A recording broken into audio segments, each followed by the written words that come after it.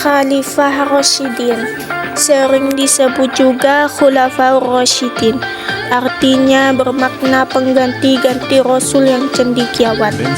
Adapun pencetus nama Khulafaur Rasyidin adalah dari orang-orang Muslim yang paling dekat dari Rasulullah setelah meninggalnya beliau. Mengapa demikian?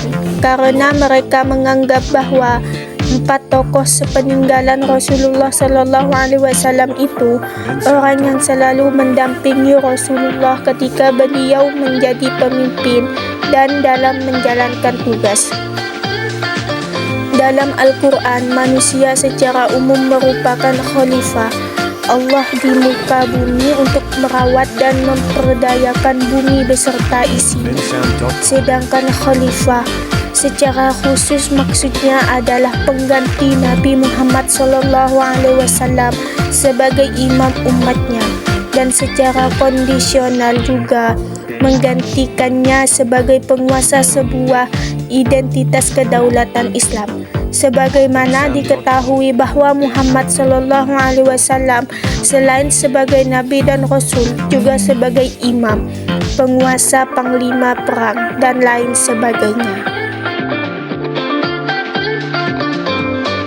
Utsman bin Affan adalah sahabat Nabi Muhammad SAW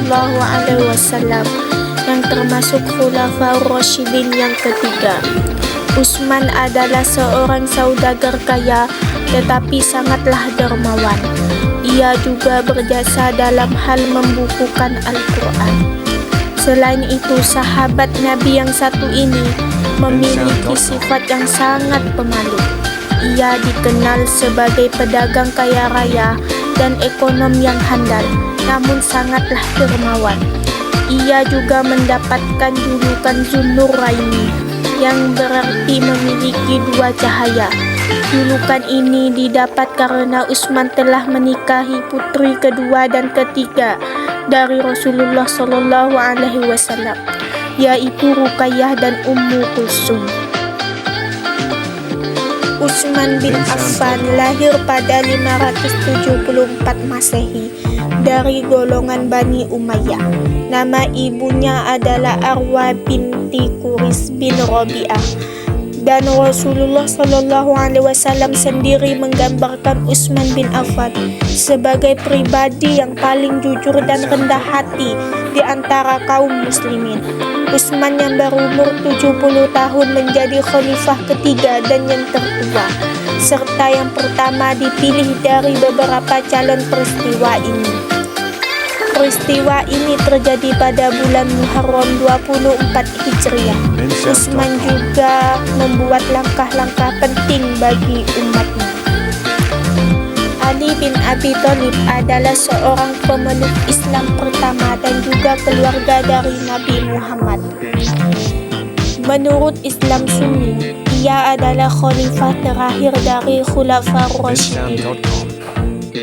Uniknya, meskipun Sunni tidak mengakui konsep imamah, mereka setuju memanggil Ali dengan sebutan imam, sehingga Ali menjadi satu-satunya khalifah yang sekaligus juga imam. Ali adalah sepupu dari Muhammad, dan setelah menikah dengan Fatimah Az-Zahra, ia menjadi menantu Muhammad.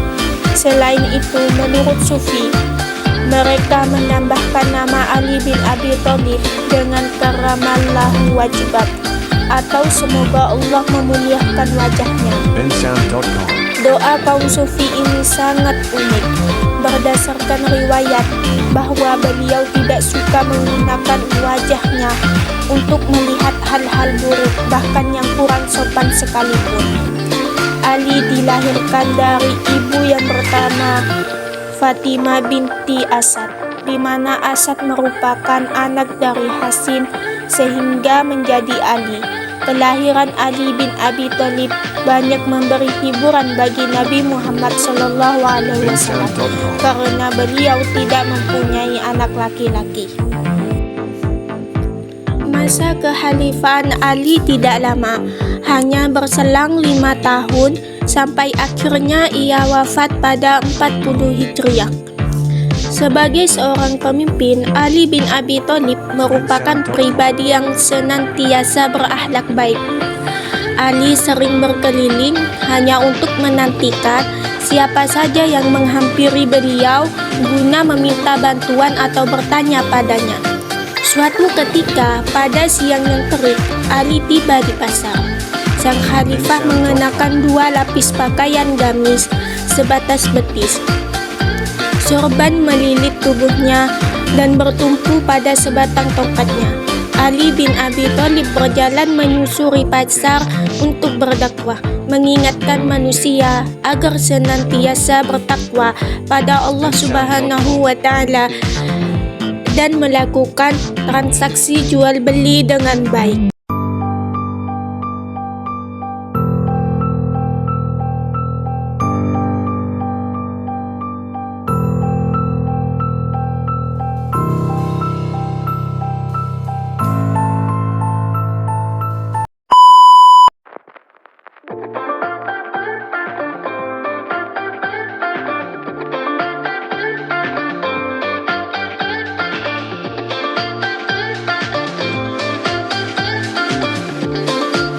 Bensound.com